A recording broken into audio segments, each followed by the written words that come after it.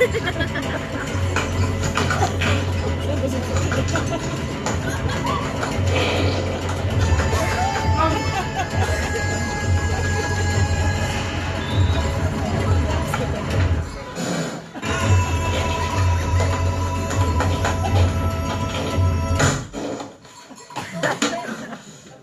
майко, що му?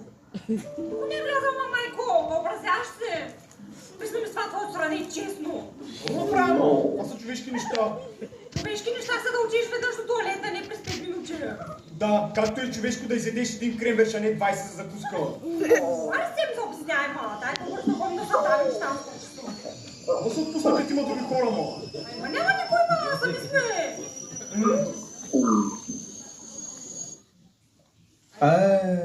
Морука, ти си голяма пачама. Що?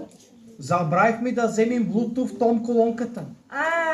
Как ще забравим такова с нещо, бе? Поне малката да бяхме взели.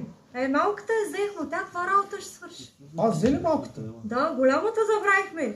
Малката е... Хубаво, айде, поне скарай малката, малко да разчупим, че много пак по-силно. Бозава работа, майка ще скарай. Скарай. Тя не знам колко ще се чува, ама колкото то ще е много мизър. Кой искаш да ти пускам?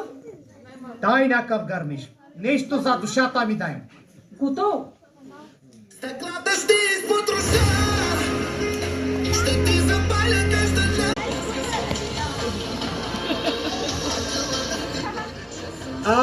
Ей, къде си бил вече? Сега ще ти оправя.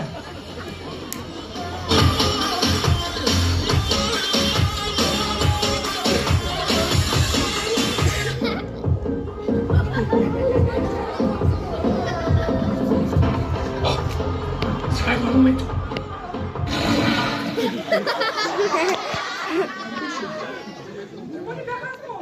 Казах ти, че има някой тук. Кой дали?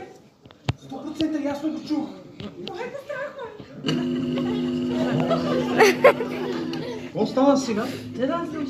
Сигурно нещо от топлото, лошо ли стана, какво стана? Аз ти казах, че голям поток. Може. Какво ще правим?